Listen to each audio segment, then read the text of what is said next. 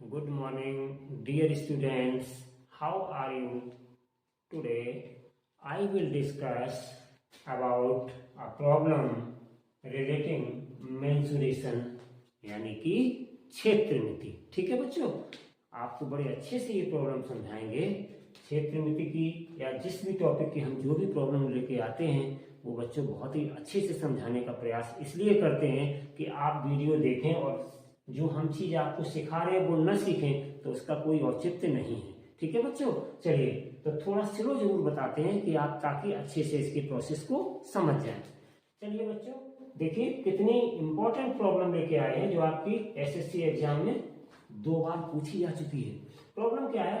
चंद्रमा का व्यास पृथ्वी के व्यास का 1/4 माना गया है। Consider the diameter of moon is 1/4 than that of the earth and find the ratio of their volumes means पृथ्वी और चंद्रमा के आयतनों का अनुपात क्या होगा, ये आपसे पूछा गया है स्टूडेंट्स। तो यहाँ पर सबसे बड़ी चीज क्या है, यहाँ पे एक स्पेशल ट्रिक क्या है जिसको आप न समझ पाने के कारण क्वेश्चन को गलत कराएंगे। वो सबसे बड़ी ट्रिक है कि देखिए स्टूडेंट्स, जब कोई चीज जिस क्रम में घटती है और जब हम उस चीज की किसी दूसरे से कंपेयर करते हैं तो वो जिस क्रम में बढ़ती है तो उनका चाहे डायमीटर का रेशियो हो, चाहे उनका रेडियस का रेशियो हो, या फिर उनके एरिया का रेशियो हो, या फिर उनके वॉल्यूम का रेशियो हो, हम जिस चीज का रेशियो निकालते हैं तो वो उसी रेशियो में चेंजेस होता है। अगर मान लीजिए बच्चों यहाँ पर डायमीटर की बात कही गई है कि डायमीटर जो है 1/4 माना गया है चंद्रमा का, किसके कंपेयर में? पृथ्वी के कंपेयर में। तो अगर हम इसके डायमीटर की बात कर रहे हैं बच्चों तो यहाँ पर उसी हिसाब से हम इसकी रेडियस निकालें, फिर उसी हिसाब से हम इसकी रेडियस निकालें तो थोड़ा सा क्वेश्चन टफ हो जाएगा वॉल्यूम्स निकालने में। तो आप उसी चीज को समझिए, उस कॉन्सेप्ट को समझिए कि जब डायमीटर 1/4 हो जाता है तो बच्चों उसी हिसाब से रेडियस में भी चेंजेस आएगा। तो हम यहाँ पर डायमीटर पर ध्यान न देते हुए अगर हम यहाँ पर इसकी रेडियस को r कंसीडर कर लें, पृथ्वी की रेडियस को, वैसे तो अगर हम डायमीटर इसका d कंसीडर कर लें तो इसकी रेडियस r/2 हो जाएगी। किसकी? पृथ्वी की। लेकिन हम ऐसा न करते हुए हम क्या करते हैं कि सीधी सीधी इसकी हम जितना इसका डायमीटर है उसी रेशियो में इसका डायमीटर घट रहा है, तो इसका मतलब निश्चित तौर पर कि जिस रेशियो में हम इसकी रेडियस लेंगे उसी रेशियो में इसकी भी रेडियस घटेगी बच्चों। यही बस समझने का फर्क था जिसको मैं आपको समझाने का प्रयास कर रहा हूं कि जिस रेशियो में डायमीटर डिक्रीज हो रहा है चंद्रमा का उसी रेशियो में उसकी रेडियस भी डिक्रीज होगी चंद्रमा की, मून की। ठीक है ना बच्चों? तो यहाँ पर हमें डायरेक्ट व्यास पर क्वेश्चन में हालांकि व्यास दिया गया है लेकिन हम व्यास पे ध्यान न देते हुए डायरेक्ट इसकी रेडियस पे ध्यान दे रहे हैं और सीधा हमने इसका बच्चों स्टूडेंट्स रेडियस r कंसीडर कर लिया है। और जब रेडियस r कंसीडर किया है तो हमने इसी डायमीटर के रेशियो के अनुसार यहाँ पे हमने इसकी चंद्रमा की रेडियस कितनी मान ली है? r/4, r/4। क्यों? क्योंकि जिस व्यास में ये घट रहा है, चंद्रमा का व्यास घट रहा है, उसी व्यास में इसका भी उसी रेशियो में इसका भी आपका रेडियस घटेगा। ठीक है बच्चों, ये इसमें बहुत खास ट्रिक थी और इस ट्रिक का इस्तेमाल करते हुए हम इस क्वेश्चन को बड़ी इजीली से निकाल पाएंगे। ठीक है ना?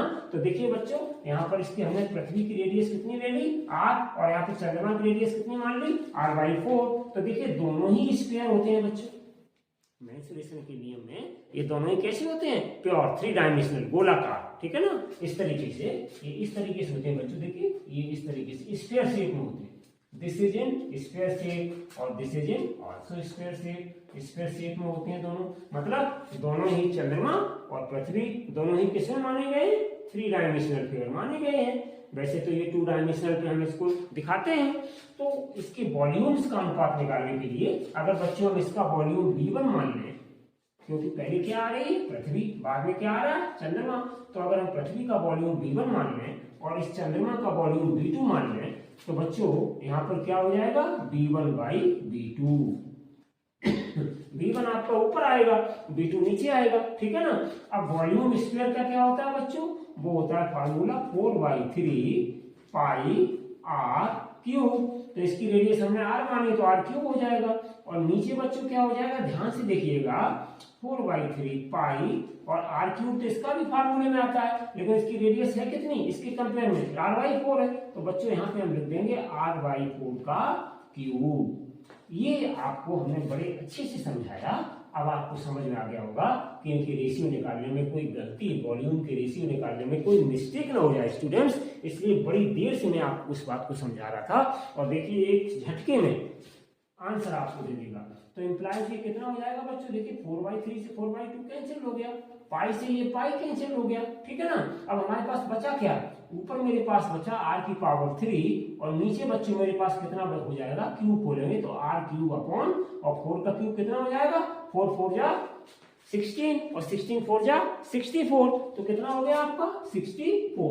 तो ये आपका लेडर फ्रैक्शन बन गया। एसएससी में लेडर फ्रैक्शन भी आता है, तो लेडर फ्रैक्शन के अनुसार कैसे सॉल्व करते हैं कि इसको हम ऊपर ले जाएंगे इनटू में, r³ तो आपका ऊपर है ही, और इनटू यहाँ पे क्या हो जाएगा आपका 64 और अपॉन r³, तो ये r³ से r³ कैंसिल हो गया, तो नीचे कितना बचा, नथिंग, यानी 1 एज वी कंसीडर, तो 64 अपॉन 1 आ गया बच्चों। तो this implies V1 is to, या अनुपात V2 कितना आ जाएगा बच्चों, 64 इज टू 1, 64 इज टू 1।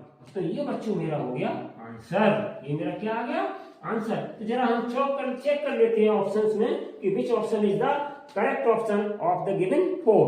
तो देखिए 4 ऑप्शंस है बच्चों, इनमें कौन सा ऑप्शन मेरा करेक्ट ऑप्शन है, तो पहला वाला मेरा option is the correct option है, ठीक है बच्चों।